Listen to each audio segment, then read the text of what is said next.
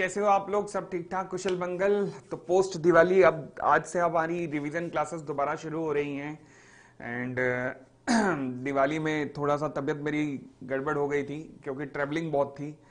And पहले गया हुआ था कश्मीर साइड पे, फिर उसके बाद मध्य प्रदेश साइड पे, तो काफ़ी ट्रैवलिंग की वजह से थोड़ा हिल गया था structure. But I am now perfectly okay and formally we are starting और resuming our revision classes from today. So हम लोग कर रहे थे performance of contract. Performance of contract कर रहे थे। तो परफॉर्मेंस ऑफ कॉन्ट्रैक्ट को आज हम उसके अंजाम तक पहुंचा के ही रहेंगे। चले जी, ताकि फिर कॉन्ट्रैक्ट एक्ट को अगली 2 क्लासेस में अपन लोग खत्म कर सकें।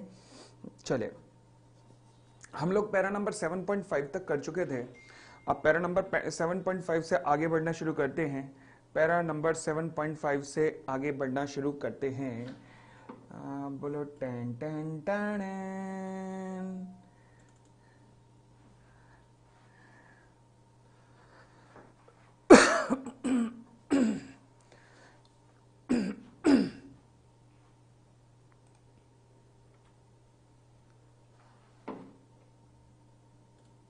लो जी, तो हमारा कॉन्सेप्ट आगे आता है rules regarding joint promise. Rules regarding joint promise. हाँ जी, जॉइंट प्रॉमिस से रिलेटेड कुछ रूल्स होते हैं। बेटा टेस्ट कल से आना शुरू हो जाएंगे आपके पास, कल से आने शुरू हो जाएंगे। स्टैंडर्ड सॉल्यूशन तो मैं दे ही चुका हूँ। टेस्ट आने शुरू हो जाएंगे और किन बच्चों से डिस्कशन होगा उनकी लिस्ट भी आना शुरू हो जाएगी। चले, अरे बस करो यार, एक मिनट।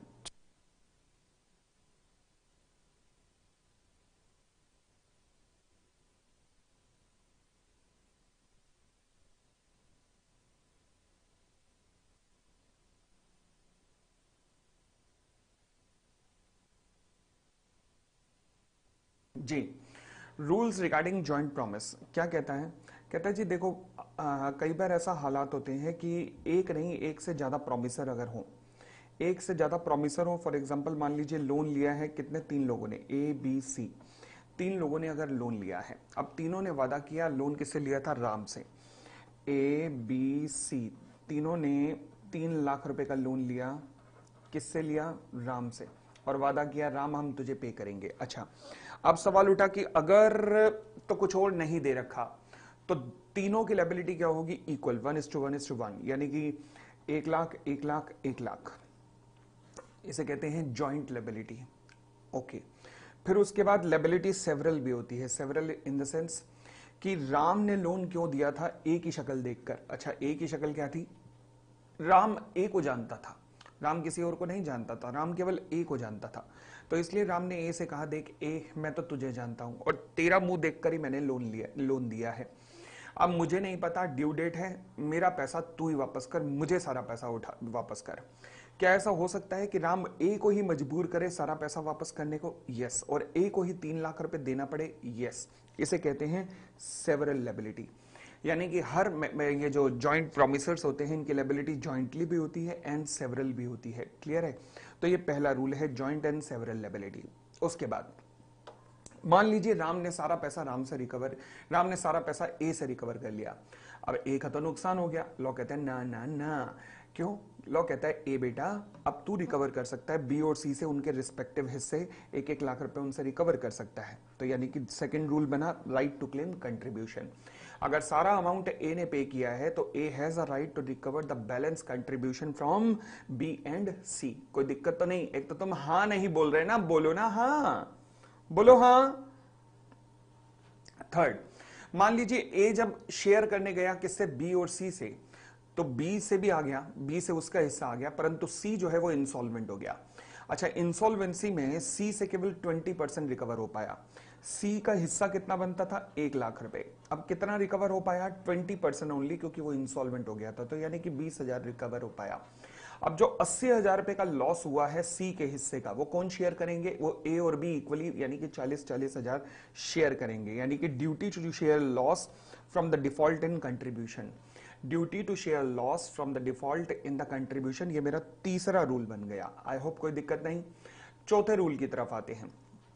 मान लीजिए राम ने कहा ए को, ए तू तो अपना भाई है भाई, चिंता ना कर, तू अपना भाई है, तू मत पे कर, इन 2 नमूनों से मैं रिकवर करूंगा। लॉ कहता है ऐसी की तैसी, ऐसे नहीं हो सकती, ये भाई और भरत मिलाप बाद में करना, पहले यहां धंधा कर लो। सीधी सी बात है, अगर तूने ए को छोड़ भी दिया तो क्या बी और सी ए को छोड़ेंगे? नहीं, बी और सी ए से उसका हिस्सा रिकवर करके रहेंगे। क्लियर हो गई इतनी बात? ठीक है जी, चले। कहता है जी सर इससे सवाल कैसे आएंगे? देखो, इस पे रिलेटेड सवाल जो है 2 तरीके से आ सकता है। ज्यादातर चांसेस ये हैं कि इस कॉन्सेप्ट पे बेस्ड सवाल पूछेगा कि सीधा रूल्स रिगार्डिंग जॉइंट प्रॉमिस, ज्यादातर चांसेस ये हैं। कम चांस इसके हैं कि एक एक नंबर पे कोई सवाल, जैसे ये प्रैक्टिकल एग्जांपल्स बने हुए ना, ये वैसे एग्जांपल बना के तुमसे पूछ सकता है। तो ये दोनों तरीके की पॉसिबिलिटी है, मगर सीधा थ्योरेटिकल क्वेश्चन पूछने के इस पे चांसेस थोड़े ज्यादा हैं। ठीक है जी, आगे आता है बहुत ही रद्दी सा कॉन्सेप्ट जिसका नाम है time and place of performance. ज्यादा इंपॉर्टेंट नहीं है एग्जाम पॉइंट ऑफ व्यू से ये time and place of performance. बस मुझे 1 मिनट देना, मैं जरा पानी का ग्लास ले आऊं। हाँ जी, time and place of performance, what does it mean? देखो जी, इस पूरे कॉन्सेप्ट में बात की गई है कि टाइम ऑफ परफॉर्मेंस क्या होना चाहिए और प्लेस ऑफ परफॉर्मेंस क्या होना चाहिए।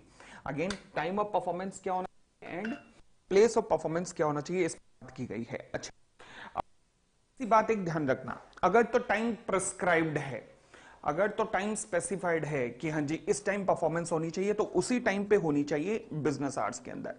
और अगर प्लेस स्पेसिफाइड है तो उसी प्लेस पे परफॉर्मेंस होनी चाहिए। बट अगर टाइम एंड प्लेस स्पेसिफाइड नहीं है तो वो हमेशा रीजनेबल होना चाहिए। वर्ड क्या यूज होगा? रीजनेबल। बस इतनी सी बात बांध लेना अपने साथ कि अगर प्रेस्क्राइब है तो प्रेस्क्राइब, नहीं प्रेस्क्राइब तो रीजनेबल। ये बस बात अपने साथ बांध लेना। अब डिफरेंट रूल्स क्या हैं, अगेन रेलेवेंट नहीं है पेपर के पॉइंट ऑफ व्यू से बहुत ज्यादा, तो इसलिए ज्यादा दिमाग यहां पे खर्च मत करना।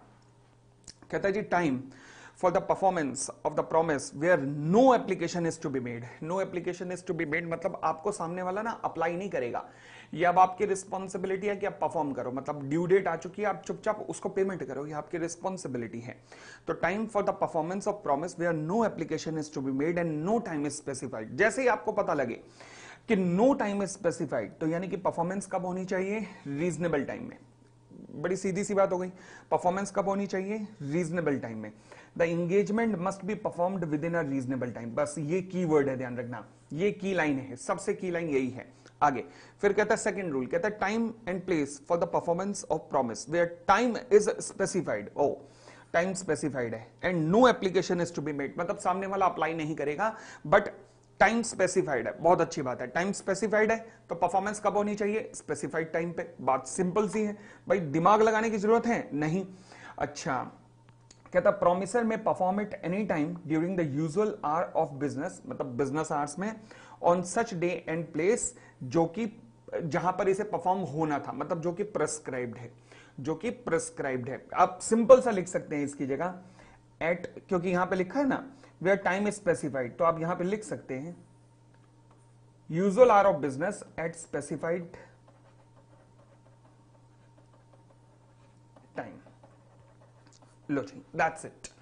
कोई भी दिक्कत, कोई भी दिमाग लगाने की खास जरूरत ही नहीं है इस पूरे कॉन्सेप्ट में। आगे फिर कहता है application for the performance on certain day to be at a proper time and place. Okay, application for performance on certain day, यानी कि application for the performance, performance के लिए एप्लीकेशन दी जाएगी और सर्टेन डे, किसी particular day, to be at a proper time and place, किसी proper time and place पर। ओके, कहता है when a promise is to be performed, किसी पार्टिकुलर डे पर प्रॉमिस परफॉर्म होना है, and the promisor had not undertaken to perform it without the application, मतलब बिना एप्लीकेशन के परफॉर्मेंस नहीं होगी, यानी कि एप्लीकेशन जरूरी है। थर्ड रूल कहता है जब एप्लीकेशन जरूरी है, ध्यान रखना, मुझे लगता है सवाल अगर बना, वैसे तो इस कॉन्सेप्ट पे सवाल बने मुझे नेक्स्ट टू इम्पॉसिबल ही लगता है, बट फिर भी अगर बना तो इसके चांसेस ज्यादा हैं कि अगर मान लीजिए एप्लीकेशन दी जाएगी, अगर एप्लीकेशन दी जाएगी तो क्या होगा? प्रॉमिसर तब तक परफॉर्म नहीं करेगा जब तक कि एप्लीकेशन नहीं दी जाती। दोबारा बोलो, प्रॉमिसर तब तक परफॉर्म नहीं करेगा, जब भी प्रॉमिस परफॉर्म्ड होना है किसी पार्टिकुलर डे पर, तो प्रॉमिसर तब तक परफॉर्म नहीं करेगा जब तक कि एप्लीकेशन नहीं दी जाती। क्यों? क्योंकि कॉन्ट्रैक्ट की परफॉर्मेंस ही एप्लीकेशन पे होनी है। अच्छा, फिर कहता है डे क्या है? कहता है सर्टेन डे। अच्छा, फिर प्लेस क्या है? Eight a proper place and time. Okay, अब पहली बात एप्लीकेशन की बात हो गई, तो एप्लीकेशन सामने वाला देगा, यस। अब टाइम एंड प्लेस की बात कर रहे हैं। It is the duty of the promisee to apply for the performance. अच्छा, कहां पर? एट अ प्रॉपर प्लेस, लिखा हुआ at a proper place and within the usual hour of business, बस that's it. At a usual, पहली बात, अगर application दी जानी है तो पहले एप्लीकेशन दो, सर्टेन डे स्पेसिफाइड है, उसी दिन बिजनेस आवर्स में, प्रॉपर प्लेस स्पेसिफाइड है। प्रॉपर प्लेस का मतलब है कि प्लेस स्पेसिफाइड है कि ये रहा प्लेस, तो वहीं पर जो स्पेसिफाइड है वहीं पर उसी दिन बिजनेस आवर्स में एप्लीकेशन के बाद परफॉर्म करोगे। ठीक हो गई इतनी बात, और आगे बढ़ते हैं। फिर कहता है place for the performance of the promise where no application is to be made. पहली बात क्लियर, कोई एप्लीकेशन नहीं दी जानी। And no place fix for the performance, अपने आप रूल बनाओ। No application is to be made, ठीक है, नो प्लेस फिक्स, ठीक है, तो कहां पर होनी चाहिए परफॉर्मेंस? रीजनेबल प्लेस पे। And to be performed at such place, कहां पर? Reasonable place.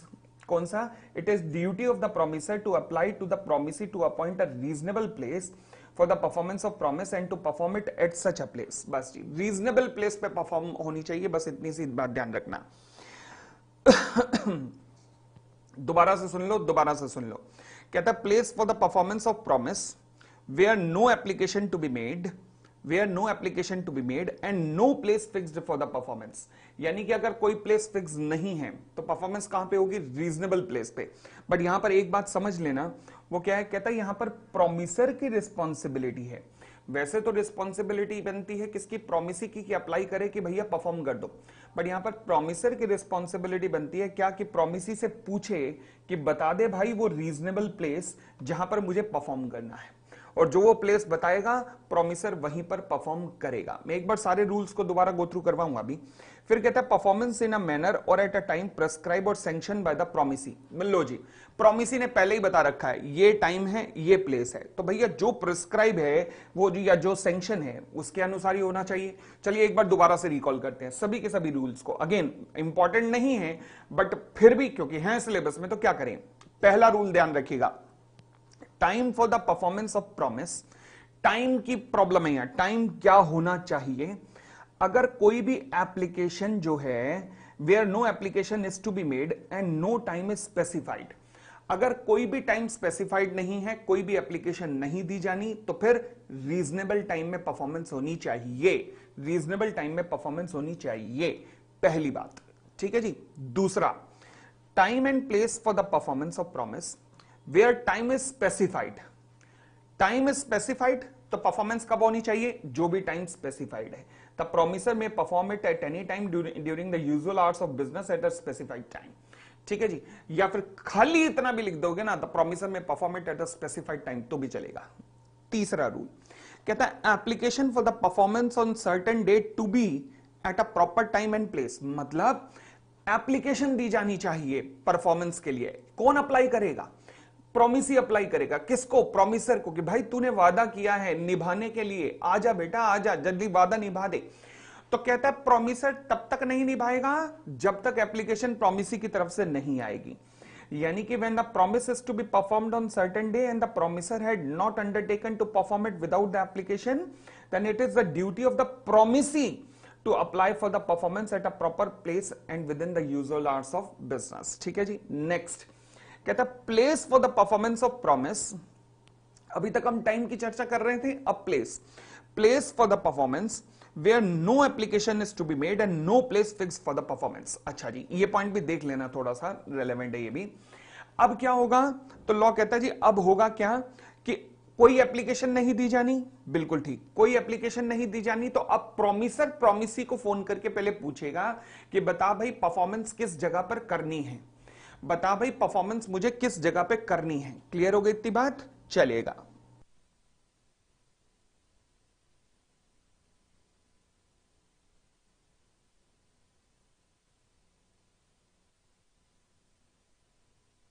कहता है जी performance in a manner or at a time prescribe or sanction by the promise. बस जी, जहां पे वो टाइम एंड मैनर प्रेस्क्राइब है तो वहां जो भी सैंक्शन कर रखा है पहले ही प्रॉमिस ही, नहीं तो फिर उसी टाइम एंड प्लेस पे होना चाहिए। अंबिका बेटा शुरू हो गया है, इस मंडे को है क्लास। अब आगे सुनिएगा। कहता है जी effect of a failure to perform a contract within a reasonable time. Okay, for example मान लीजिए मैंने आपसे वादा किया, मैंने कहा मैं पोपली अपने इन घने बालों, लंबे लंबे बालों की कसम खा के कहता हूं, जो कहूंगा सच के सिवा कुछ नहीं कहूंगा। तुमने कहा बोलो। मैंने कहा देखो जी ऐसा है, वैसे तो मैंने कहा था इनिशियली कि 10 दिसंबर तक रिवीजन खत्म हो जाएगी, बट फिर मैंने कहा था कि नहीं 30 नवंबर को ही खत्म हो जाएगी, बट क्योंकि दिवाली की छुट्टियां और फिर थोड़ा मैं तबियत का थोड़ा गड़बड़ रह गया और ट्रैवलिंग हो गई, तो अब last date of completion of revision will be 5th of December. अच्छा, तुमने कहा पोपली सर क्या आप इस प्रकार के हमारे मजे ले सकते हो? मैंने कहा मैं वादा कर रहा हूं बालों की कसम। तुमने कहा अब ये बंदा सच बोल रहा है, क्योंकि इसके पास इतने ही बाल रह गए हैं कि अब ये और बाल जाना अफोर्ड नहीं कर सकता। तुमने कहा हाँ अब बात में सच्चाई है। अच्छा जी हुआ क्या? मान लीजिए मैंने 3-4 दिन और क्लास ली, उसके बाद मैं गायब। काल्पनिक एग्जाम्पल है, नालायक हो, इसका सत्य से कोई नाता नहीं है। चलिए अब हुआ क्या, मैं फिर गायब, तुम लोग परेशान, भाई साहब क्या करें। हर शहर में अलग अलग पोस्टर मेरे छपे हुए हैं, जगह जगह पर जंतर मंतर सारे शहरों में नारेबाजी चल रही है कि पोपली हाय हाय, पोपली हाय हाय। रे बाप रे, क्या ये मैंने वैसे गलत किया? क्या मैंने गलत किया? हाँ गलत किया। अब सवाल उठा, अब जब मैं क्लास लेने आऊंगा तो क्या कंपलसरी है तुम्हारे लिए? नहीं। अच्छा मान लीजिए मैं एल्डाइन के साथ क्लास लेता हूं, तो क्या एल्डाइन, क्या जरूरी है एल्डाइन मुझे क्लास लेने देगा? नहीं। वो क्या मुझे मना भी कर सकते हैं? हाँ वो कह सकते हैं अबे जाना, मना कर सकते हैं। यानी कि अगर मान लीजिए मुझे परफॉर्म करना था, परंतु मैंने अगर परफॉर्म नहीं किया with in a reasonable time, तो वो जिस पार्टी जो प्रोमिसी था, प्रोमिसी के ऑप्शन पर कॉन्ट्रैक्ट वॉइडेबल हो सकता है अगर टाइम रेलेवेंट था, टाइम इंपॉर्टेंट था। अब वर्ड क्या है, ये रेलेवेंट इंपॉर्टेंट ये शब्द नहीं लिखने, ये शब्द नहीं लिखने, आपने क्या लिखना है, where time is the essence of the contract, where the time is the essence of the contract. Okay, essence मतलब टाइम बड़ा ही रेलेवेंट था, तो कॉन्ट्रैक्ट जो है वॉइडेबल हो जाएगा। परंतु अगर मान लीजिए टाइम इंपॉर्टेंट नहीं था, तो फिर कॉन्ट्रैक्ट वॉइडेबल नहीं होगा, वो वैलिड ही रहेगा, और यानी कि मैं परफॉर्म कर सकता हूं। हाँ कर सकता हूं, क्यों? क्योंकि 5 हो या 7 हो या 30 हो, क्या फर्क पड़ता है? तुम्हारा अटेम्प्ट तो मान लीजिए जून 2024 का था, तो कौन सी तुम्हारे घर से कोई भैंस चुरा के ले जाएगा अगर 5 दिसंबर को सिलेबस खत्म हो जाएगा? टाइम तो इंपॉर्टेंट है ही नहीं ना, क्योंकि पेपर तो जून 2024 में है ना, बोलो ना हाँ। तो फिर टाइम इंपॉर्टेंट नहीं है, फिर वैलिड कॉन्ट्रैक्ट है। यानी कि अगर टाइम एसेंस है, टाइम इंपॉर्टेंट है, तो मेरा अगर फेलियर हुआ कॉन्ट्रैक्ट परफॉर्म करने का with in a reasonable time, तो प्रोमिसी के एंड पर कॉन्ट्रैक्ट वॉइडेबल हो जाएगा। बट अगर टाइम इंपॉर्टेंट नहीं है तो कॉन्ट्रैक्ट वैलिड रहेगा। बट हां हुआ क्या कि जब मैं क्लास ले रहा था तो मान लीजिए 5000 बच्चा बैठा था, ओ माय गॉड। परंतु बीच में मैं जब यूं दिवाली की छुट्टियां, फिर घूमने, मान लीजिए मैं रशिया में तीर्थ यात्रा पे चला गया, उसके बाद और कहीं पर तीर्थ यात्राएं कर रहा हूं विदेशों में, तो फिर उसके बाद जब मैं वापस आया तो बच्चे बचे थे केवल 300, 3000 की जगह 300 बच्चे बचे थे। तो फिर टाइम इंपॉर्टेंट नहीं था, बट फिर भी क्या प्रोमिसी मुझसे कंपनसेशन क्लेम कर सकता है कि बेटा तेरे हाथ में हमने 3000 बच्चे दिए थे, तूने रखे 300 हैं, बाकी तो भगा दिए तूने अपने रंगारंग कार्यक्रम की वजह से। तो सवाल उठा क्या मुझसे पैसे मांगे जा सकते हैं, कंपनसेशन मांगी जा सकती है? हाँ बोलो ना हाँ। हाँ मुझसे कंपनसेशन मांगी जा सकती है। अच्छा, यानी कि ले दे के कॉन्सेप्ट को अब समराइज करते हैं। कॉन्सेप्ट को समराइज कैसे करेंगे? अगर प्रोमिसर तुम्हें रीजनेबल टाइम में परफॉर्म करना था और तुम रीजनेबल टाइम में परफॉर्म नहीं कर पाए, तो फिर दो कॉन्सिक्वेंसेस बनेंगे। पहला, क्या टाइम एसेंस था? अगर टाइम एसेंस था तो कॉन्ट्रैक्ट वॉइडेबल हो जाएगा at the option of the promisee. अगर टाइम एसेंस नहीं था तो कॉन्ट्रैक्ट वॉइडेबल नहीं होगा। बट दोनों ही परिस्थितियों में अगर मान लीजिए प्रोमिसी तुम्हें अलाउ कर देता है, क्योंकि वॉइडेबल का मतलब है कि प्रोमिसी के ऑप्शन पर है कि हां करे या ना करे, ठीक है। दोनों ही परिस्थितियों में अगर प्रोमिसी तुम्हें अलाउ करता है परफॉर्मेंस, तो फिर वो पहले डैमेजेस प्रिस्क्राइब कर सकता है कि ये डैमेजेस तुम्हें पे करने पड़ेंगे। तो यानी कि दोनों ही परिस्थितियों में, चाहे टाइम एसेंस हो या टाइम एसेंस ना हो, प्रोमिसी डैमेजेस रिकवर कर सकता है। Yes yes yes yes. तो मतलब but he would be entitled to claim compensation from the promisor for any loss cost to him by the delay. Okay okay, ठीक हो गई इतनी बात। चलिए, और यहां पर भी टाइम एसेंस है तो भी स्यू फॉर द ब्रीच मतलब कंपनसेशन यहां पर भी क्लेम कर सकता है। अच्छा, circumstance where the time is considered to be an essence. Time कब कब इंपॉर्टेंट माना जाता है भैया? टाइम कब कब इंपॉर्टेंट माना जाता है? पहला, जब पार्टीज के बीच में एग्रीमेंट में लिखा है कि टाइम बड़ा इंपॉर्टेंट है, भाई साहब जीने मरने का सवाल है। दिसंबर अटेम्प्ट वाले, ये दिसंबर अटेम्प्ट वालों का पेपर आ रहा है और प्रथम लगा मैं लंबी तीर्थ यात्रा पे रशिया की पवित्र पावन धरती पे चला गया हूं। वाह वाह वाह वाह। लॉ कहता है ऐसा थोड़ा ना होता है पोपली। It has been agreed, parties के बीच में एग्रीड था। दूसरा, वे द कॉन्ट्रैक्ट इस नेचर का था कि परफॉर्मेंस इस टाइम में होनी चाहिए थी, जैसे आपका मेरा हो गया, ठीक है ना। Third, where any non performance within a schedule time में provide an injury to the other. ओहो, मान लीजिए मैंने अगर 5 दिसंबर तक ना परफॉर्म किया और मैंने आपको कहा चिंता ना करो जनवरी में करा दूंगा। अबे पोपली ढक्कन, जनवरी में क्या करेगा तू बता? जनवरी में किस बात की परफॉर्मेंस करेगा? पेपर है दिसंबर में, तू करेगा जनवरी में? क्या ये गलत नहीं है? गलत है। तो इसलिए टाइम एसेंस कब कब माना जाता है? मेरे साथ रिकॉल करो। पहला, जब दोनों पार्टीज के बीच में इस बात के लिए एग्रीमेंट हो तो। दूसरा, अगर कॉन्ट्रैक्ट ही इस नेचर का हो कि उसको स्पेसिफाइड टाइम में ही परफॉर्म होना चाहिए। तीसरा, अगर कॉन्ट्रैक्ट स्पेसिफाइड टाइम में परफॉर्म नहीं हुआ तो फिर सामने वाली पार्टी को इंजरी हो सकती है। ओह, क्या डन का मैसेज मिल पाएगा?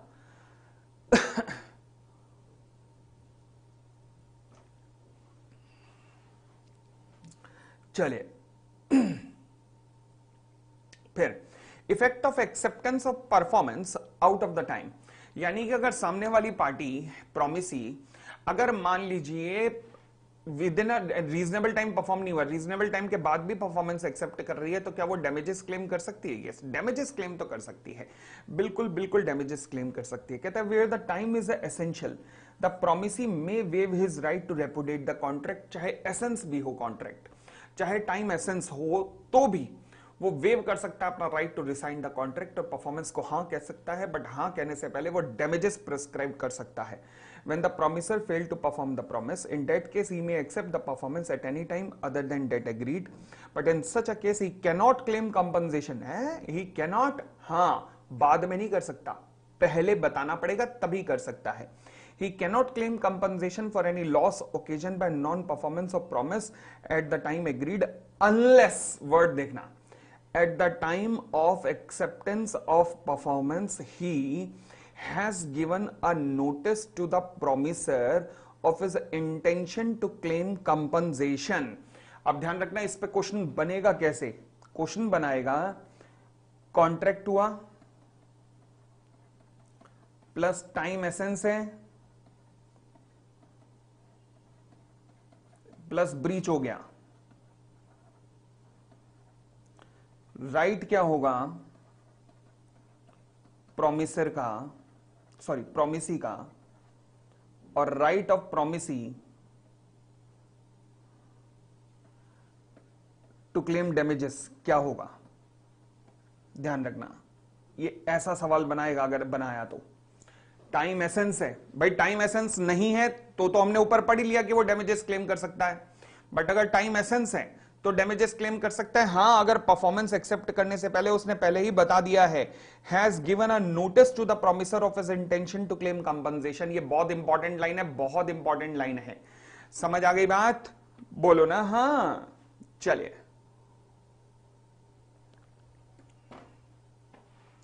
फिर आता है रेसिप्रोकल प्रॉमिस। रेसिप्रोकल प्रॉमिस, भाई देखो बड़ी सीधी सी बात है। मैंने अगर नौरा से कहा कि हे नौरा मैं तुमसे विवाह करना चाहता हूं, अच्छा एक बात सुनना, क्या ये पॉसिबल है कि नोरा कहे एक काम कर, अब तेरा इतना दिल कर रहा है तो चल तू कर ही ले, तू कर ले, मगर मैं नहीं कर रही। अब पागल हूं क्या मैं अकेले साथ फेरे दौड़ूंगा? ऐसे थोड़ा ना होता है भाई। विवाह अगर होना है तो क्या मैं कह सकता हूं कि दोनों पार्टीज ही करेंगी? बोलो ना हाँ। Yes obviously. तो यानी कि दोनों तरफ से वादे होंगे? यस, दोनों तरफ से वादे होंगे, इसे कहते हैं रेसिप्रोकल प्रॉमिस। तो कॉन्ट्रैक्ट में क्या दोनों तरफ से ही वादे किए जाते हैं, दोनों पार्टीज की तरफ से? यस। तो इन वादों को क्या कहते हैं? Reciprocal promise. क्या कहते हैं? Reciprocal promise. तो सर जितने भी हमने कॉन्ट्रैक्ट पढ़े सारे के सारे उसमें रेसिप्रोकल प्रॉमिस थे? यस, सब में रेसिप्रोकल प्रॉमिस थे। आज आपको टर्म नहीं पता लग गई बस, रेसिप्रोकल प्रॉमिस। अब ये जो रेसिप्रोकल प्रॉमिस हैं मतलब दोनों तरफ से वादे ये तीन तरीके से परफॉर्म किए जा सकते हैं, तीन तरीके से। पहला, शायद दोनों पार्टीज एक साथ परफॉर्म करें। ओह, ऐसा हो सकता है कि मान लीजिए पहले मैं 7 फेरे लूं, फिर नौरा 7 फेरे ले, फिर पंडित जी कहें लो जी x plus Y is equal to X Y. क्या ये पॉसिबल है? नहीं नहीं नहीं। अरे क्या दोनों को एक साथ ही परफॉर्म करना पड़ेगा? हाँ, बाद में थोड़े ना जमा घटा किया जाएगा। तो फिर यानी कि जब दोनों पार्टीज एक साथ परफॉर्म करें तो इसे क्या कहते हैं? इसे कहते हैं म्यूचुअल एंड कंकरेंट। बोलो ना, बोलो म्यूचुअल एंड कंकरेंट। अच्छा, दूसरा एक होता है म्यूचुअल एंड इंडिपेंडेंट। हाँ जी, दोबारा बोलो, म्यूचुअल एंड इंडिपेंडेंट। और तीसरा क्या होता है? Mutual conditional and dependent. Conditional and dependent. अब पहला क्या होता है? दोबारा बोलो, म्यूचुअल एंड कंकरेंट। दोनों एक साथ परफॉर्म करेंगे। फिर तीसरे पे आते हैं, conditional and dependent. Conditional and dependent का मतलब, भाई सुभाष चंद्र बोस ने क्या कहा था? तुम मुझे खून दो, मैं तुम्हें आजादी दूंगा। ठीक है ना? मैं तुम्हें क्या कह रहा हूं कि तुम मुझे फीस दो, मैं तुम्हें लॉ पढ़ाऊंगा। अच्छा, अब मुझे एक बात बताओ, स्टेप नंबर 1 पे क्या बनेगा? मैं तुम्हें पढ़ाऊंगा या तुम मुझे फीस दोगे? द आंसर इज तुम मुझे फीस दोगे। पहला स्टेप, तुम मुझे फीस दोगे, ये कंडीशन है। उसके बाद मैं तुम्हें पढ़ाऊंगा, तो कंडीशनल एंड डिपेंडेंट, जहां मतलब एक पार्टी की परफॉर्मेंस पहले दूसरी पार्टी की परफॉर्मेंस पे डिपेंड करती है। दूसरी पार्टी परफॉर्म करेगी तभी पहली पार्टी परफॉर्म करेगी। इसे कहते हैं कंडीशनल एंड डिपेंडेंट। और तीसरे होते हैं mutual and independent. Mutual and independent का मतलब क्या होता है कि कोई पार्टी कभी भी परफॉर्म कर सकती है, दोनों एक दूसरे की परफॉर्मेंस के ऊपर डिपेंड नहीं कर रहे हैं। ओके, अब हम आते हैं रूल्स क्या होते हैं रेसिप्रोकल प्रॉमिस से रिलेटेड। तो रूल क्या है? पहला, promiser not bound to perform unless reciprocal promise ready and willing to perform। oh my god, कहता है जी प्रोमिसर को परफॉर्म करने की जरूरत नहीं है जब तक कि दूसरी वाली पार्टी भी तैयार नहीं है। मान लीजिए मैं ये विवाह करने के लिए घोड़ी पे तैयार होके नोरा के पास पहुंचा, बट नोरा तो तैयार ही नहीं थी। नोरा तैयार ही नहीं थी, तो फिर क्या मैं विवाह करूंगा? मैं मंडप में जाके बैठ जाऊं? नहीं, ऐसे थोड़ा ना होता है, बिल्कुल नहीं होता ऐसे। तो फिर तो यानी कि जब तक दूसरी वाली पार्टी परफॉर्म करने के लिए तैयार नहीं है, तब तक पहली पार्टी भी परफॉर्म नहीं करेगी। क्यों? क्योंकि ये ऐसी जगह पर होगा जहां कॉन्ट्रैक्ट क्या होंगे? म्यूचुअल एंड कंकरेंट, मतलब दोनों ने एक साथ परफॉर्म करना है। कहता है जब कॉन्ट्रैक्ट में ऐसे प्रॉमिस होंगे जो कि एक साथ परफॉर्म किए जाने हैं, तब तक प्रॉमिसर तब तक परफॉर्म नहीं करेगा जब तक प्रॉमिसी भी रेडी हो परफॉर्म करने के लिए। ये रूल नंबर 1 है, रूल रिगार्डिंग रेसिप्रोकल प्रॉमिस। इस पे भी क्वेश्चन कैसे आ सकता है? वो रूल पूछ सकता है, इसके चांसेस ज्यादा हैं। ठीक हो गई इतनी बात? सेकेंड पॉइंट, रेसिप्रोकल प्रॉमिस की डेफिनेशन प्लस उसके रूल्स पूछ सकता है, ध्यान रखना। एग्जांपल्स याद करने की जरूरत नहीं है, जहां होगी मैं खुद बता दूंगा, अदरवाइज याद करने की जरूरत नहीं है। Order of performance of reciprocal promise, again कौन सी बात हो रही है? Conditional and dependent. अच्छा, जहां ऑर्डर स्पेसिफाइड कर रखा है कि पहले तू परफॉर्म करेगा बाद में ये परफॉर्म करेगा, तो जिस ऑर्डर में दे रखा है क्या उसी ऑर्डर में परफॉर्मेंस होनी चाहिए? जी हां। कहता है जी जब order in with the reciprocal promise are to be performed is fixed by the contract, तो फिर वो परफॉर्म कैसे होने चाहिए? उसी ऑर्डर में ही परफॉर्म होने चाहिए, उसी ऑर्डर में ही परफॉर्म होने चाहिए। इतनी बात क्लियर हो गई? इतनी बात भी। चलिए और आगे बढ़ते हैं। थर्ड आता है, कहता है liability of the party preventing event on with the contract is to take place. ये इस पे अपने आप पे सवाल बन सकता है, ध्यान रखना। इस पे अपने आप पे, थर्ड पॉइंट पे अपने आप पे सवाल बन सकता है। हाँ जी, भैया ए ने कहा बी को, फॉर एग्जांपल कि बी भाई मेरे घर पे पेंट कर दे। बी ने कहा ठीक है, वो कल सुबह पेंट लेकर ब्रश वगैरह लेके आया, ए ने ताला मार के निकल गया। अगले दिन बी दोबारा आया, फिर ए ताला मार के निकल गया। ओए भले आदमी, भले आदमी, तू तो उसे काम ही नहीं करने दे रहा। तो फिर अब क्या होगा? कहता है जी अब वो जो पेंटर साहब है ना, उनके ऑप्शन पर कॉन्ट्रैक्ट वॉइडेबल हो जाएगा। यानी कि अगर एक पार्टी दूसरी को परफॉर्म ही नहीं करने दे रही, तो जो भी एग्रीव्ड पार्टी है, कॉन्ट्रैक्ट उसके ऑप्शन पर वॉइडेबल हो जाएगा। दोबारा बोलो, कॉन्ट्रैक्ट उसके ऑप्शन पर वॉइडेबल हो जाएगा। Liability of the party preventing event on with the contract is to take effect. I hope clear है, कोई दिक्कत नहीं। चलिए फिर फोर्थ पॉइंट पे आते हैं, कहता है जी effect of default as to that promise which should be first performed in a contract consisting of a reciprocal promise. मतलब बड़ी सीधी सी बात है कि तुमने मुझे फीस देनी थी, मैंने परफॉर्म करना था, पढ़ाना था, तुमने मुझे फीस नहीं दी, तो क्या मैं अब पढ़ाने के लिए लायबल हूं? नहीं, मैं पढ़ाने के लिए लायबल नहीं हूं। अपने आप पे सवाल नहीं आएगा, केवल रूल रिगार्डिंग रेसिप्रोकल प्रॉमिस का पार्ट बना के लिख सकते हो। देखिएगा, अगर फर्स्ट पार्टी ने परफॉर्म नहीं किया तो सेकंड पार्टी को परफॉर्म करने की जरूरत नहीं है। ये हमारा फोर्थ पॉइंट था।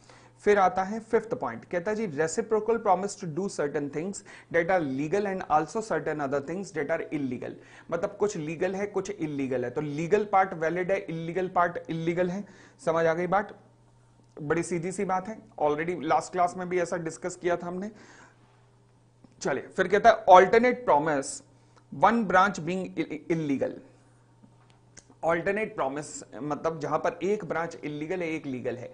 फॉर एग्जांपल मेरी लॉ की फीस है 20,000 रुपए, जिसमें से 18,000 रुपए का तो मैं गांजा, चरस ये प्रोवाइड करूंगा और 8,000 रुपए पढ़ाने के लूंगा। तो जो 12,000 रुपए, 20 में से 12,000 रुपए का गांजा सप्लाई करूंगा वो इलीगल हो गया, और जो 8,000 रुपए पढ़ाने के लूंगा वो वैलिड है। यस, याद है? चले बढ़ सकते हैं। अगला point, agreement to do an impossible act. हाँ जी अगर मान लीजिए कोई एग्रीमेंट हुआ है जिसके अंदर किसी इम्पॉसिबल एक्ट को करने की बात की जा रही है, तो क्या होगा? वो वॉइड होगा। यानी कि an agreement to do an impossible act क्या होता है? वॉइड होता है। अच्छा, वॉइड क्या होता है? वॉइड एग्रीमेंट या वॉइड कॉन्ट्रैक्ट? अब ये नहीं बताया लॉ मेकर ने। वो कहते हैं दोनों हो सकते हैं। कैसे? क्योंकि ये इम्पॉसिबिलिटी के ऊपर डिपेंड करता है। ओके, वो कैसे? देखो जी, ये इम्पॉसिबिलिटी दो तरीके की हो सकती है। पहला, एक वो जो शुरुआत से ही हो, उसे क्या कहते हैं? Initial impossibility. और एक वो जो बाद में अराइज हो, उसे क्या कहते हैं? Super winning impossibility. अगर तो इनिशियल इम्पॉसिबिलिटी है तो नॉर्मली एग्रीमेंट क्या रहता है? वॉइड रहता है। क्या रहता है? Agreement void. एग्रीमेंट वॉइड, ध्यान रखना, वॉइड एग्रीमेंट। परंतु अगर सुपर वीनिंग इम्पॉसिबिलिटी हो, यानी कि जब कॉन्ट्रैक्ट बना तब वैलिड था, बट बाद में किसी घटना या दुर्घटना के कारण गड़बड़ हो गई, तो फिर वो वॉइड कॉन्ट्रैक्ट बनता है। दोनों में क्लियर हो गई बात? सुपर विनिंग इम्पॉसिबिलिटी में वॉइड कॉन्ट्रैक्ट, और इनिशियल इम्पॉसिबिलिटी शुरुआत से ही जो बेकार है उसमें वॉइड एग्रीमेंट। अब इनिशियल इम्पॉसिबिलिटी के भी तीन केसेस बन सकते हैं। पहला, अगर प्रॉमिसर प्रॉमिसी दोनों को पता है कि इनिशियल इम्पॉसिबिलिटी है, अगर दोनों को ही नहीं पता, और अगर एक को पता है एक को नहीं पता। अच्छा, कैसे? अगर मैं कहता हूं दोनों को ही पता है, फॉर एग्जाम्पल मैंने कहा नोरा क्या मुझसे विवाह करोगी? उसने कहा क्या मिलेगा तुमसे विवाह करने के पश्चात? मैंने कहा मैं पोपली चांद सितारे तोड़ लाऊंगा। अब उसको भी पता है ये फेंक रहा है, मुझे भी पता है मैं फेंक रहा हूं, बट फिर भी प्यार की गंगा में बह चले हैं। तो फिर लॉ कहता है एग्रीमेंट जो है क्या है? वॉइड है, क्योंकि दोनों पार्टीज को पता है। ये फालतू की बात है, और ये चांद सितारे तोड़ लाऊंगा, बताओ। तो इसलिए अगर दोनों पार्टीज को पता है। दूसरा, अगर दोनों पार्टीज को नहीं पता, नहीं पता, फॉर एग्जाम्पल मान लीजिए अब हमारी क्लास में इस टाइम बैठा है ऋषभ गुप्ता। हाँ जी, ऋषभ ने कहा कि सर मैंने सुना है आपका चेतक नाम का जो घोड़ा है, अरे कई बच्चों ने देखा नहीं ना, चेतक घोड़ा के दर्शन नहीं किए ना, मैं कराता हूं, मैं साक्षात फोटो बना के दिखाता हूं उसकी। ये, हाँ, ये एकदम ऐसा लग रहा है 3D इमेज आपके सामने आई है। क्यों लग रहा है कि नहीं, पहले ये बताओ। ये तो ऋषभ ने कहा सर ये जो आपका चेतक नाम का घोड़ा है, मैं इसे आपसे खरीदना चाहता हूं। मैंने कहा कोई दिक्कत नहीं है। अब हम दोनों ने कॉन्ट्रैक्ट कर लिया, जहां मैं अपना चेतक, अपना जिगर का टुकड़ा, अपनी आंखों का तारा ऋषभ को बेच रहा हूं। ऋषभ को अपना चेतक बेच रहा हूं, बट ना ऋषभ को पता है ना मुझे पता है, ना ऋषभ को पता है ना मुझे पता है कि जिस टाइम कॉन्ट्रैक्ट हो रहा है उस टाइम तो चेतक लुढ़क चुका था, उस टाइम चेतक मर चुका था। हम यहाँ कॉन्ट्रैक्ट कर रहे थे, वहां चेतक मर चुका था। ओ, बट दोनों पार्टीज को नहीं पता। लॉ कहता है कोई दिक्कत नहीं, गलती इंसान से होती है, एग्रीमेंट वॉइड है। द कॉन्ट्रैक्ट इज वॉइड, नहीं द एग्रीमेंट इज वॉइड। ध्यान रखना, the agreement is void, agreement void होगा। तीसरा, ओ माई गॉड, हाँ जी, अगर मान लीजिए एक को पता है एक को नहीं पता, एक को पता है एक को नहीं पता। कैसे? फॉर एग्जाम्पल, अगर मैं तुमसे पूछूं कि कैटरीना की शादी हो चुकी है तो शायद तुम्हें पता हो। तुम्हें तो नालायको मतलब सब कुछ ही पता हो, उसकी शादी की डेट भी पता हो, तुम तो इस तरीके से फॉलो करते हो। बट एक्चुअल में मुझे नहीं पता था कि कैटरीना की शादी हो चुकी है। ओ, अब हुआ क्या भाई साहब, मैंने तो कैटरीना से कह दिया कि हे कैटरीना, मैं तुमसे विवाह करना चाहता हूं। अब उसको भी पता नहीं क्या लालच था, उसने कहा पोपली तुम भी मुझे स्वीकार हो। तो दोनों ने वादे इरादे एक्सचेंज कर दिए। अच्छा, मुझे नहीं पता था कि वो शादीशुदा है, पर कैटरीना को तो पता था ना कि वो शादीशुदा है। क्या वो मेरे साथ धोखा कर रही है? हाँ, मेरे साथ धोखा कर रही है। भाई ऑलरेडी तेरे पास एक बांका नौजवान है, फिर तू दूसरे बांके नौजवान की जिंदगी क्यों खराब करना चाहती है कैटरीना? क्या ये गलत नहीं है? बता, दो शादियां अलाउ हैं? नहीं, दो शादियां तो बिल्कुल अलाउ नहीं है। तो फिर क्या ये गलत नहीं है? क्या ये गलत नहीं है? गलत है, गलत है। तो इसलिए कैटरीना को तो पता है कि उसकी दूसरी है, पर मुझे क्या पता कि उसकी दूसरी है? मुझे तो यही पता था ना कि उसकी पहली है। उसकी पहली है, समझ आई बात? मुझे तो यही पता था ना। तो क्या मेरे साथ गलत हो रहा है? हाँ, गलत हो रहा है। तो लॉ कहता है अब एग्रीमेंट तो वर्ड होगा ही होगा, बट क्योंकि अब कैटरीना ने मेरी भावनाओं को चोट पहुंचाई है तो इसलिए मैं डैमेजेस भी क्लेम करूंगा। मैं डैमेजेस भी क्लेम करूंगा। क्लियर हो गई इतनी बात? तो लिखिएगा, देखिएगा, कंपनसेशन भी क्लेम करने का अधिकार है मेरे पास, कंपनसेशन क्लेम करने का भी अधिकार है। के फिर आता है super winning impossibility. Super winning impossibility का मतलब क्या होता है? ऐसी इम्पॉसिबिलिटी जो शुरुआत में नहीं थी परंतु जो बाद में आई, जो शुरुआत में नहीं थी जो बाद में आई, वो इम्पॉसिबिलिटी सुपर विनिंग इम्पॉसिबिलिटी कहती हैं। अच्छा, सुपर विनिंग इम्पॉसिबिलिटी में कॉन्ट्रैक्ट क्या हो जाता है? Void contract. इसका एक और नाम है पोस्ट कॉन्ट्रेक्चुअल इम्पॉसिबिलिटी। और अगर के एग्जामिनर का सिर फिर गया तो इसका एक और नाम दे सकता है डॉक्ट्राइन ऑफ फ्रस्ट्रेशन।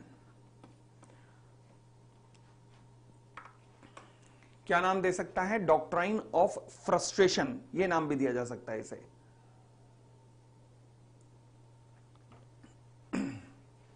तो पुकारो, सुपरविनिंग इम्पॉसिबिलिटी या फिर डॉक्ट्राइन ऑफ फ्रस्ट्रेशन और या फिर पोस्ट कॉन्ट्रेक्चुअल इम्पॉसिबिलिटी। ठीक है जी, कॉन्ट्रैक्ट वॉइड हो जाता है। ओके, और आगे बढ़ते हैं जी।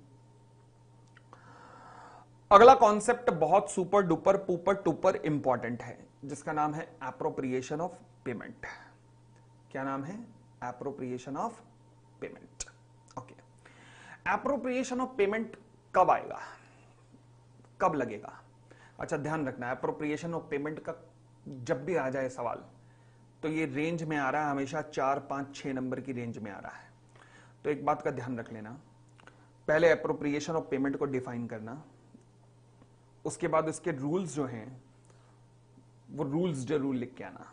जिन बच्चों ने मुझसे पढ़ा है उनके नोट्स में जो मैंने लिखवाया है वो पोर्शन जरूर लिख के आएंगे, और जो मुझसे नहीं पढ़े वो अपने अपने टीचर से जो भी पढ़े होंगे, जो नोट्स उन्होंने लिखवाए होंगे वो जरूर लिख के आएंगे। चाहे एप्रोप्रिएशन ऑफ पेमेंट पे मान लीजिए फर्स्ट रूल पे क्वेश्चन आ जाए, बट 5 नंबर का है। रूल तीनों मेंशन करने हैं, रूल तीनों मेंशन करने हैं, बट रूल नंबर 1 की ये लाइंस को अंडरलाइन कर देना। मान लीजिए रूल नंबर 2 पे आ जाए, तीनों रूल लिखने हैं, बट रूल नंबर 2 पे सवाल आया तो फिर ये इसको अंडरलाइन कर देना प्रॉपर। ठीक है, इतनी बात ध्यान रखोगे? चले, अब एप्रोप्रिएशन ऑफ पेमेंट का मतलब क्या होता है? ये सिचुएशन तब अराइज होती है जब मान लीजिए किसी क्रेडिटर ने कई बार माल बेचा है किसी डेटर को। क्रेडिटर ने डेटर को माल भेजा भेजा बेचा बेचा बेचा, वो अभी तक पेमेंट ही नहीं कर रहा। आज अचानक डेटर ने पेमेंट करने का डिसाइड किया कि मैं पेमेंट करता हूं। ओके, अब सवाल उठा कि उसके द्वारा की गई पेमेंट को मैं कहां बांटूंगा, किधर ले जाऊंगा। This is called appropriation of payment. ठीक है नहीं? शायद पेमेंट करते समय डेटर इंस्ट्रक्शन दे दे कि ये पेमेंट मैंने इसके लिए की है। लॉ कहता है इससे अच्छी चीज ही नहीं हो सकती। अगर उसने इंस्ट्रक्शन दे दी है कि ये पेमेंट इसके लिए है, तो जो भी उसने इंस्ट्रक्शन दी है बिल्कुल उसकी एक्सप्रेस इंटीमेशन या एक्सप्रेस इंस्ट्रक्शन के मुताबिक करना। ओके, बट शायद उसने इंस्ट्रक्शन ना दी हो, शायद उसने इंस्ट्रक्शन ना दी हो, उसने नहीं बताया कि ये पेमेंट कौन सी परचेज के लिए है, तीसरी परचेज के लिए है, चौथी परचेज के लिए, नहीं बताया। बट उसने क्या किया, पहली पेमेंट में ड्यू था 10,000, दूसरी में 15,000, तीसरी में 25,000, चौथी में 40,000, पांचवी में 55,000। उसने पेमेंट की है 25,000, मगर कोई इंस्ट्रक्शन नहीं दी। बट क्या उसकी इंस्ट्रक्शन निकाली जा सकती है? यस, ऑब्वियसली निकाली जा सकती है। अच्छा, वो कैसे? ऑब्वियसली वो कहां पेमेंट करना चाह रहा होगा? थर्ड ट्रांजैक्शन की जगह। क्यों? क्योंकि अमाउंट कितना है यहां? 25,000। कितनी पेमेंट हुई है? 25,000। बात सीधी सी है, बोलो ना हाँ। ठीक है, तो यानी कि पहला रूल कहता है कि अगर एक्सप्रेस इंस्ट्रक्शन आई है तो उसका पालन करो, या फिर देखो कि वो कहां पेमेंट करना चाह रहा होगा। क्या उसकी पेमेंट से इंप्लाइड पता लग रहा है कि वो कहां पेमेंट करना चाह रहा होगा? अगर ये पता लग रहा है तो फिर पेमेंट को अकॉर्डिंगली एडजस्ट कर दो, पेमेंट को अकॉर्डिंगली एडजस्ट कर दो। इतनी बात भी क्लियर? थर्ड, फिर कहता है नेक्स्ट रूल, कहता है application of payment where the date to be discharge is not indicated. अगर मान लीजिए ना ही एक्सप्रेसली पता लग रहा है, ना ही इंप्लाइडली पता लग रहा है, अब क्या होगा? तो लॉ कहता है आप क्रेडिटर के ऑप्शन पर है। ओके, कि क्रेडिटर आप अपनी इच्छा से कहीं भी एडजस्ट कर सकते हो उस पेमेंट को। अच्छा, आप क्रेडिटर हो, आप कहां पर एडजस्ट करना चाहोगे? आप सबसे पहले अपने डेट नंबर 1 की तरफ उसे एडजस्ट करना चाहोगे, फिर जो बाकी बचा उसे डेट नंबर 2 में एडजस्ट करना चाहोगे। यही करना चाहोगे? यस। अब सवाल उठा, डेट नंबर 1 एंड 2 दोनों के दोनों टाइम बार्ड हो चुके थे, तो क्या वहां पर भी एडजस्टमेंट हो सकती है? यस। यानी कि जब रूल नंबर 1 के अंदर कोई इंस्ट्रक्शन नहीं दी गई, चाहे एक्सप्रेस और इंप्लाइड, तो रूल नंबर 2 लगेगा जहां पर क्रेडिटर के पास अधिकार होगा। और जैसे ही क्रेडिटर के पास अधिकार आया, दोबारा बोलता हूं, जैसे ही क्रेडिटर के पास अधिकार आया तो क्रेडिटर अब इसे एडजस्ट करेगा। कैसे एडजस्ट करेगा क्रेडिटर? इसे कैसे एडजस्ट करेगा? अपनी इच्छा से। तो क्रेडिटर की इच्छा क्या होगी? सबसे पहली पेमेंट के प्रति एडजस्ट करने की। और अगर वो टाइम बार्ड है, लॉ कहता है मुझे फिर भी कोई दिक्कत नहीं है, मुझे कोई दिक्कत नहीं है, फिर भी कोई दिक्कत नहीं है। मगर एक बात ध्यान रखना, डिस्प्यूटेड पेमेंट के लिए इसे एडजस्ट नहीं कर सकते आप क्रेडिटर साहब, आप इसे डिस्प्यूटेड पेमेंट के लिए एडजस्ट नहीं कर सकते, डिस्प्यूटेड पेमेंट की टुवर्ड्स एडजस्ट नहीं कर सकते, टाइम बार्ड में कर सकते हो। यानी कि टाइम बार्ड डेट के लिए एडजस्ट कर सकते हो क्रेडिटर आप अपनी इच्छा से। अच्छा, फिर अगला रूल क्या कहता है? कहता है ना तो कोई इंस्ट्रक्शन आई, लास्ट रूल, ना तो कोई इंस्ट्रक्शन आई, ना क्रेडिटर ने ही उसे एडजस्ट किया, तो अब लॉ कहता है मैं बीच में आऊंगा। टैन टैन टैन, अजीमो शान शहंशाह, लो जी, अब लॉ कहता है मैं बीच में आऊंगा, लॉ कहता है मैं एडजस्ट कराऊंगा। ओके, लॉ कहां एडजस्ट करवा सकता है? लॉ कहता है हम एडजस्ट करवाएंगे कहां? इन ऑर्डर ऑफ टाइम, यानी कि जो पहले आया वो पहले जाएगा, फीफो बेसिस पे। अच्छा, पहले वाला टाइम बार्ड था, लॉ कहता है मुझे कोई फर्क नहीं पड़ता, मुझे कोई फर्क नहीं पड़ता। ओ माय गॉड, अच्छा कोई फर्क नहीं पड़ता, लॉ कहता है मुझे। ओके, तो ये थे तीनों के तीनों रूल। डन का मैसेज दे दो एक। बताओ जी, कोई भी दिक्कत यहां तक?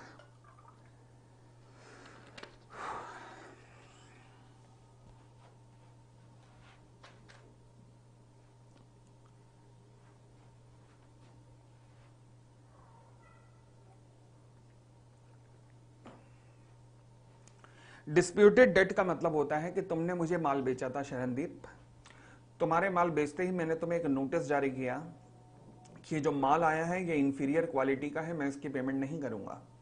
तुमने फिर भी मुझे पेमेंट का नोटिस दे दिया, तो ये डिस्प्यूटेड डेट है। ठीक है, चले फिर आता अगला पैरा कि contract which need not be performed with the consent of both the parties. अच्छा, यानी कि अगर दोनों पार्टीज की कंसेंट हो जाए तो कुछ मामलों में परफॉर्म करने की जरूरत नहीं पड़ेगी। कब कब नहीं पड़ेगी? पहला, नोवेशन के केस में। नोवेशन, नोवेशन का मतलब होता है ऐसी परिस्थिति जब या तो टर्म्स एंड कंडीशन में चेंज हो रहा है, या तो और या फिर पार्टीज चेंज हो रही हैं, मगर सबसे मेन चीज है नोवेशन की कि यहां पर नया कॉन्ट्रैक्ट बनता है, new contract is substituted in place of an existing contract. ये सबसे मेन चीज है, सबसे मेन चीज। नोवेशन में नया कॉन्ट्रैक्ट बनता है पुराने की जगह, और साथ में टर्म्स एंड कंडीशन चेंज हो भी सकती है या नहीं भी हो सकती है, और parties to the contract change हो भी सकती है या नहीं भी हो सकती है। क्लियर हो गई इतनी बात? चले बढ़ सकते हैं, आगे बढ़ते हैं। फिर आता है मेरे पास, पहले सेकंड छोड़ के पहले थर्ड पे आना, ऑल्ट्रेशन। ऑल्ट्रेशन का मतलब होता है केवल टर्म्स एंड कॉन्ट्रैक्ट में चेंज है, टर्म्स ऑफ द कॉन्ट्रैक्ट में। ओके, तो अगर मैं तुमसे पूछूं कि नोवेशन और ऑल्ट्रेशन में फर्क क्या है, तो पहली बात, नया कॉन्ट्रैक्ट बना in place of existing one, novation है। पार्टीज चेंज हो रही हैं, नोवेशन है। केवल टर्म्स चेंज हो रही हैं, तो अब ये ऑल्ट्रेशन भी हो सकता है, नोवेशन भी। तो अब कैसे पता लगेगा? लॉ कहता है सीधी सी बात है, अगर एग्जिस्टिंग कॉन्ट्रैक्ट के अंदर ही चेंज हो रहा है तो ऑल्ट्रेशन है, बट एग्जिस्टिंग कॉन्ट्रैक्ट हटाकर नया कॉन्ट्रैक्ट बन रहा है तो नोवेशन है। बात बड़ी सीधी सी है। क्लियर रहेगा अब इतना? चलिए, ये दोनों के बीच का डिफरेंस भी था। अब सेकेंड पॉइंट क्या आता है? रिसेशन। रिसेशन का मतलब होता है कैंसिलेशन। फॉर एग्जाम्पल, मान लीजिए मैंने जैसे कहा था कि नोरा को कि हे नोरा, मैं तुमसे विवाह करना चाहता हूं। अच्छा, वो तो पागलों की तरह नाचने लगी कि भाई पोपली मिल गया, पोपली मिल गया। तो शादी का दिन फिक्स हुआ। शादी वाला दिन था, मैंने नोरा को फोन किया, मैंने कहा सॉरी नोरा, मैं ये अपना वादा निभा नहीं पाऊंगा। अच्छा, वो क्या कह रही है मुझे? कह रही है ओ पोपली, कसम से तूने भी मेरे मुंह की बात छीन ली, मैं भी नहीं निभा पाऊंगी। वाह, पहले दोनों तरफ एक साथ आग लगी थी, अब एक साथ ही बुझी है। तो लॉ कहता है कि अगर एक साथ आग लगी थी, अब एक साथ ही बुझ गई, दोनों पार्टीज ने मना कर दिया कि हम परफॉर्म नहीं करना चाहते, तो इसे क्या कहते हैं? रिसेशन कहते हैं। दोबारा बोलो, क्या कहते हैं? रिसेशन कहते हैं कि दोनों पार्टीज ने एक साथ अब मना कर दिया कॉन्ट्रैक्ट करने से। ओके, फिर नेक्स्ट पे आइएगा। कहता है प्रोमिसी में वेव और remit the performance of the promise, date is remission. Remission का मतलब क्या होता है? फॉर एग्जाम्पल, मान लीजिए राम ने बैंक से लोन लिया 1,00,000 रुपए का। ओके, अब जब बैंक वाले रिकवरी करने के लिए आए और राम के घर के हालात देखे तो उनकी आंखों में आंसू आ गए। राम ने कहा मैं तुम्हें क्या दे सकता हूं? बैंक वालों ने कहा पगले रुलाएगा क्या, जा जा जा जा, माफ किया। यानी कि प्रोमिसी में वेव पूरा खत्म कर सकते हैं, और रेमिट यानी कि पार्शल भी खत्म कर सकते हैं कि चल हमें 10,000 रुपए दे दे या हमें 20,000 रुपए दे दे। इसे क्या कहते हैं? रेमिशन कहते हैं। क्या कहते हैं? रेमिशन। तो प्रोमिसी में डिस्पेंस विद और रेमिट, प्रोमिसी में डिस्पेंस विद मतलब पूरा का पूरा खत्म कर सकते हैं, रेमिट मतलब सर्टेन पोर्शन छोड़ सकते हैं, होली और in part the performance of the promise made to him. ठीक है जी, और वो टाइम भी एक्सटेंड कर सकते हैं कि जहां हम तुझे और थोड़ा टाइम देते हैं, ये भी रेमिशन का पार्ट है। ठीक हो गई इतनी बात? और आगे बढ़ते हैं। फिर कहता है fifth point, restoration of benefit under avoidable contract. ये पॉइंट समझने वाला है, ध्यान रखना, अच्छा पॉइंट है। Restoration of a benefit under avoidable contract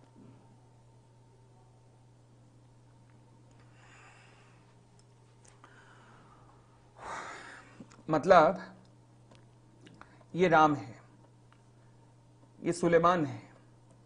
Suleman आया राम के पास, राम अपनी कार मुझे दे दे। राम ने कहा नहीं। सुलेमान ने कहा अपनी कार मुझे दे दे। राम ने कहा नहीं। सुलेमान ने 2 हवाई फायर किए। राम ने कहा अब ले जा, कोई दिक्कत नहीं है। ओके, क्या मैं कह सकता हूं राम के साथ गलत हुआ? यस, राम कौन बन गया? Aggrieved party. ओके, राम ने जब धमकी का कारण सुलेमान को कार दी थी तो सुलेमान ने 1,00,000 रुपए दिए थे राम को, कार के बदले में 1,00,000 रुपए दिए, क्योंकि गलत तरीके से कार ली मगर 1,00,000 रुपए दे के आया था। अच्छा, कॉन्ट्रैक्ट बन चुका है वॉइडेबल, किसके ऑप्शन पर? राम के ऑप्शन पर। तो राम के पास 2 ऑप्शन है, क्या वो कॉन्ट्रैक्ट को हाँ भी कर सकता है, ना भी कर सकता है? यस, क्योंकि कोर्शन एक्सरसाइज हुआ तो वॉइडेबल है कॉन्ट्रैक्ट। ओके, सपोज अगर राम ने कॉन्ट्रैक्ट पे मना कर दिया, मतलब इफ राम सेज नो, तो कॉन्सिक्वेंसेस क्या होंगे? लॉ कहता है उस केस में फिर सारे बेनिफिट रीस्टोर करने पड़ते हैं। आपने ये फ्री कंसेंट के अंदर भी पढ़ा था, वॉइडेबल कॉन्ट्रैक्ट में सारे बेनिफिट रीस्टोर करने पड़ते हैं। यानी कि राम 1,00,000 रुपए तुम्हें लौटाने पड़ेंगे और सुलेमान तुम्हें कार वापस करनी पड़ेगी, क्योंकि एग्रीड पार्टी ने नो कर दिया है, मना कर दिया है। तो restoration of benefit under avoidable contract, अच्छा कॉन्सेप्ट है, ये ध्यान रखना। ठीक है जी। फिर 6th point, obligation of a person who has receive advantage under void agreement और contract that become void. Okay, कहते हैं अगर वॉइड एग्रीमेंट या वॉइड कॉन्ट्रैक्ट हो गया और अगर सामने वाली पार्टी को कुछ बेनिफिट मिला है, फॉर एग्जाम्पल मैंने राम को 1 लाख रुपए दिए थे मैंने कहा जी मुझे राइस एक्सपोर्ट करना है, तो ये ले 1 लाख रुपए मुझे राइस दे दियो ताकि मैं एक्सपोर्ट कर सकूं। गवर्नमेंट ऑफ इंडिया ने राइस के एक्सपोर्ट पे बैन लगा दिया, तो कॉन्ट्रैक्ट क्या हो गया? Void contract. अब इसे 1 लाख रुपए का क्या होगा? लॉ कहता है राम, क्योंकि कॉन्ट्रैक्ट वॉइड है, क्योंकि कॉन्ट्रैक्ट वॉइड हुआ है, तो तुझे 1 लाख रुपए लौटाने पड़ेंगे। वॉइड कॉन्ट्रैक्ट में भी लौटाने पड़ेंगे, वॉइड एग्रीमेंट में भी लौटाने पड़ेंगे। अब यहां पर कंफ्यूजन ना हो, इसलिए जो मैं बोलने जा रहा हूं एक लाइन, उसको बड़े ध्यान से सुनना। वॉइड कॉन्ट्रैक्ट में भी और वॉइड एग्रीमेंट में भी सारे पैसे लौटाने पड़ेंगे, all benefit to be restored. परंतु अगर वॉइड एग्रीमेंट हुआ ड्यू टू अनलॉफुल ऑब्जेक्ट, हमने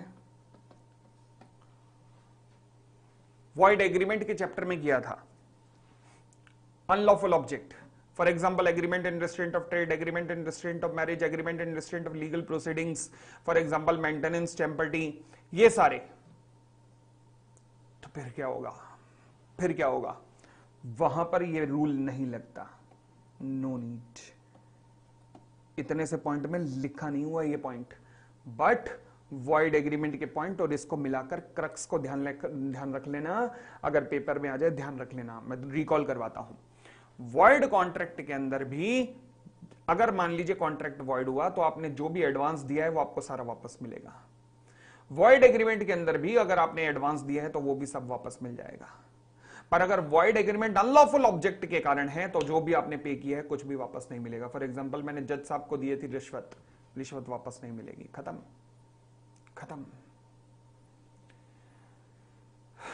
क्लियर? चलिए, फिर कहते हैं जी effect of neglect of promisee to afford the promisor reasonable facility for the performance. ये ऑलरेडी अभी कर चुके हैं, वही का वही पॉइंट है कि मैंने कहा जी पेंटर आया पेंट करने, पेंट नहीं करने दे रहे, पेंट नहीं करने दे रहे, याद आया? बस ये वही का वही तो पॉइंट है। अगर मान लीजिए प्रोमिसर को उसका वादा निभाने ही नहीं दे रहा तो प्रोमिसर जो है उसकी लायबिलिटी से एक्सक्यूज हो जाएगा, खत्म हो जाएगा और कॉन्ट्रैक्ट भी खत्म हो जाएगा। तो ये वो सारे केसेस हैं जब कॉन्ट्रैक्ट को परफॉर्म करने की जरूरत नहीं होती with the consent of both the parties. इस पे अपने आप पे क्वेश्चन आ जाए कि थ्योरेटिकली ऐसे सारे पॉइंट लिखिए, पॉसिबल नहीं है। इसके ऊपर इंडिविजुअल केस स्टडी आ सकती है। कैसे कैसे? पहला क्वेश्चन बनेगा difference between novation and alteration, जिसके बहुत ज्यादा चांसेस हैं नोवेशन और ऑल्ट्रेशन के। अच्छा, फिर उसके बाद क्वेश्चन बन सकता है रिस्टोरेशन ऑफ द बेनिफिट पर। बेनिफिट रिस्टोरेशन यानी कि पॉइंट नंबर 5 पर और पॉइंट नंबर 6 पर बहुत इंपॉर्टेंट क्वेश्चन बन सकता है, पॉइंट नंबर 5 और 6 पर। पॉइंट नंबर 7 तो ऑलरेडी हम डिस्कस कर ही चुके हैं, पॉइंट नंबर 7 पे भी क्वेश्चन बन सकता है, तो आप आराम से संभाल सकते हो। ठीक है। Discharge of a contract. Discharge of contract का मतलब होता है कॉन्ट्रैक्ट का खत्म हो जाना, खत्म हो गया कॉन्ट्रैक्ट ही खत्म। अब खत्म कब कब हो सकता है, कौन कौन से रीजन हो सकते हैं खत्म होने के? तो पहला रीजन है इम्पॉसिबिलिटी ऑफ परफॉर्मेंस, जिसकी चर्चा हम ऑलरेडी कर चुके हैं। चाहे वो सुपर विनिंग इम्पॉसिबिलिटी हो या इनिशियल इम्पॉसिबिलिटी हो, इसकी वजह से कॉन्ट्रैक्ट खत्म हो जाता है। यस। अच्छा, सुपर विनिंग इम्पॉसिबिलिटी के ग्राउंड क्या क्या है, कौन कौन से ग्राउंड है सुपर विनिंग इम्पॉसिबिलिटी के? तो पहला ग्राउंड है unforeseen change in the law. For example contract हुआ, बाद में गवर्नमेंट ने राइस के एक्सपोर्ट पे बैन लगा दिया। मैंने तुम्हें कहा था कि तुम मेरी कार बेच देना, तुमने कहा ओके सर। 3 दिन बाद मेरी कार में आग लग गई, कार ही स्वाहा हो गई, तो फिर अब क्या बेचोगे? खत्म। डिस्ट्रक्शन ऑफ सब्जेक्ट मैटर, तो यानी कि कॉन्ट्रैक्ट वर्ड हो गया। तीसरा, डिक्लेरेशन ऑफ वॉर। चौथा, the non-existence or non-occurrence of a particular state of thing which are naturally contemplated for performing the contract as a result of some personal incapacity like dangerous malady etc. Okay, क्या मतलब है? For example क्या मतलब है? आज है भारत और Australia का मुकाबला। हमारी क्लास में अगेन बैठा है ऋषभ गुप्ता। इसे इस मुकाबले से कोई लेना देना नहीं, क्योंकि ये क्रिकेट देखने का शौकीन ही नहीं है। परंतु इसे पता लगा कि वहां पर कैटरीना कैफ ने आना है। ये तो पागल हो गया और इसने टिकट ले ली वहां पर ग्राउंड में। अब पता लगा वहां पर कैटरीना कैफ नहीं आई, तो वहां पर और कोई छोटे मोटे लोगों ने आके ठुमके फुमके मार दिए। क्या इसके दिल पे चोट लगी होगी? क्या इसके दिल पे चोट लगी होगी? यस। यानी कि जिस काम के लिए इसने पैसे दिए वही काम नहीं हुआ। ये थोड़ा ना मैच देखने गया था, ये तो कैटरीना देखने गया था। तो कैटरीना आई नहीं तो खत्म हो गया मामला, ठीक है ना? तो वॉइड कॉन्ट्रैक्ट हो गया। क्लियर हो गई इतनी बात? बोलो ना हाँ। नेक्स्ट पॉइंट, फिर आता है discharge by operation of law. अच्छा, इस पे क्वेश्चन कैसे बन सकता है ध्यान रखना, जब भी यहां पर क्वेश्चन बनेगा 6 नंबर का आएगा। 6 नंबर? सर झूठ मत बोलो। अरे झूठ नहीं बोल रहा, सच बोल रहा हूं। जब भी इस कॉन्सेप्ट पे क्वेश्चन आएगा तो आएगा different circumstances in with the contract में बी डिस्चार्ज। ये सारी टाइप्स लिखनी पड़ेंगी, ध्यान रखना। और 6 नंबर पे क्वेश्चन बनेगा, ध्यान रखना, इसके चांसेस बहुत हैं। अच्छा, discharge by operation of law. Operation of law का मतलब क्या होता है कि अगर किसी और लॉ में कोई चीज लिखी है तो उस लॉ में जो चीज लिखी गई है उसके कारण कॉन्ट्रैक्ट डिस्चार्ज हो रहा है। कैसे? फॉर एग्जांपल, हमारे लगभग सभी लॉ में लिखा है डेथ के कारण कॉन्ट्रैक्ट डिस्चार्ज हो जाता है। हमारे सभी लॉ में लिखा है इंसॉल्वेंसी के कारण कॉन्ट्रैक्ट डिस्चार्ज हो जाता है। तो डेथ और इंसॉल्वेंसी के कारण भी कॉन्ट्रैक्ट डिस्चार्ज हो जाता है। यस। आगे, discharge by the lapse of time. Lapse of time मतलब समय खत्म हो गया। कहां लिखा है ये बात? 3 साल लिमिटेशन एक्ट में लिखा है। लिमिटेशन एक्ट कहता है कि 3 साल बाद आप कॉन्ट्रैक्ट में रिकवरी नहीं कर सकते, और प्रॉपर्टी के केस में कितना है ये? 12 साल। यानी कि अगर आपकी प्रॉपर्टी पे किसी ने नाजायज कब्जा कर लिया तो फिर 12 साल बीत चुके हैं, तो अब आप वो प्रॉपर्टी उससे ले नहीं सकते। अब आपका उसने जो नाजायज कब्जा किया, बस वो कब्जा हो चुका है, अब आप प्रॉपर्टी उससे ले नहीं सकते कभी जिंदगी भर।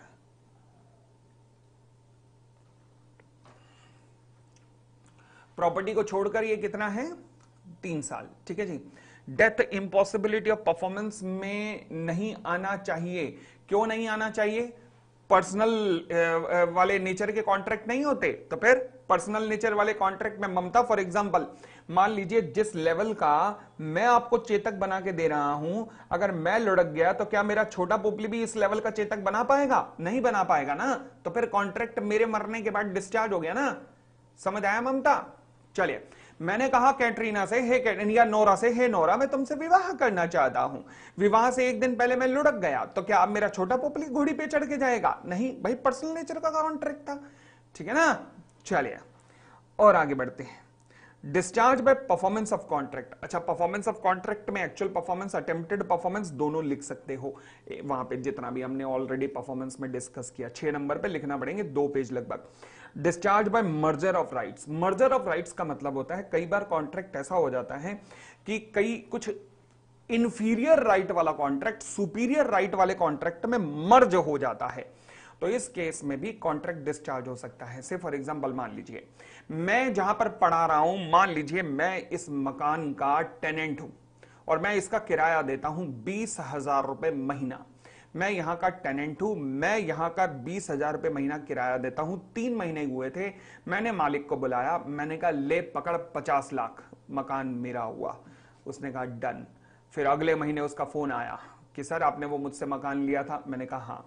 तो कहने लगा सर वो फिर 20,000 रुपए तो दे दो। है मैंने कहा क्या क्या क्या, दोबारा बोलियो। कहने लगा 20,000 रुपए। मैं कहा किस बात के? कहने लगा वो टेनेंसी के। मैंने दी सीधा नॉनवेज, सीधा मुंह पे नॉनवेज दी। मैंने कहा अबे ढक्कन, यही मकान था, पहले मैं टेनेंट था, फिर मैंने तुझसे ये मकान खरीद लिया, तो फिर टेनेंसी का राइट तो खत्म हो गया ना। अब वो जो इंफीरियर राइट जिसमें मेरा कम अधिकार था इस प्रॉपर्टी पे, वो मर्ज हो गया किसमें? सुपीरियर राइट में, क्योंकि मैं परचेज कर चुका हूं। क्लियर हो गई इतनी बात? तो मर्जर ऑफ राइट्स, अगर इंफीरियर राइट सुपीरियर राइट में मर्ज हो जाते हैं तो इंफीरियर राइट वाला कॉन्ट्रैक्ट खत्म हो जाता है। चलिए,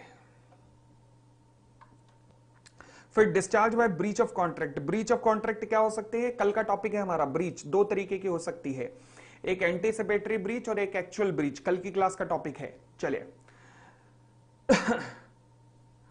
वर्ल्ड कप शुरू हो गया है, आपको ओपनिंग पर बुलाया है। अरे यार मैं आज देखना टेलीग्राम पे कुछ टिप्स दूंगा मैं, ध्यान से तुम भी देख लेना, तुम लोग भी जो बैटिंग वैटिंग करते हो वो ध्यान से बैटिंग की टिप्स दूंगा, कुछ ध्यान से सुनना। आगे, discharge by the mutual agreement. अभी म्यूचुअल एग्रीमेंट में हमने देखा था ना, म्यूचुअल एग्रीमेंट में जहां दोनों पार्टीज एग्री हो जाएं तो कॉन्ट्रैक्ट डिस्चार्ज हो सकता है। कौन कौन से केस थे? नोवेशन, और बोलो ऑल्ट्रेशन, और बोलो रिसेशन, और रेमिशन। ये सारे केस अभी तो किए थे, ये उन सब की बात कर रहा है। हालांकि उन सबको दोबारा लिखने की जरूरत नहीं है, बस ये इतना सा लिख देना, प्रिंसिपल और नोवेशन, रिसेशन, ऑल्ट्रेशन, रेमिशन। ये मत लिख के आना एज ऑलरेडी डिस्कस, कुछ कॉमन सेंस भी लगा के आना। पता लगा मेरा नाम दीनानाथ चौहान, बाप का नाम अमरनाथ चौहान, मतलब ऐसा ना करना। चले, तो ये आपका पूरे का पूरा परफॉर्मेंस ऑफ द कॉन्ट्रैक्ट का चैप्टर खत्म होता है जी। बहुत बहुत शुभकामनाएं।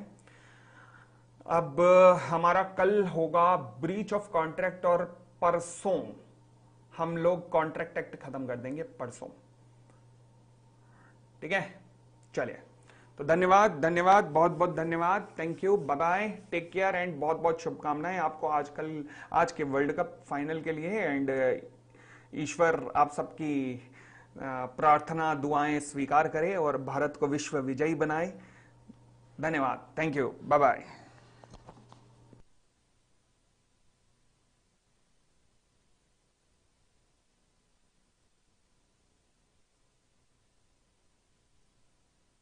कल की क्लास मॉर्निंग में है, अपने टाइम पे ही होगी, मॉर्निंग में शुरू हो रही है अब कल से क्लास, कल से क्लास मॉर्निंग में ही होगी, ध्यान रखना। Thank you.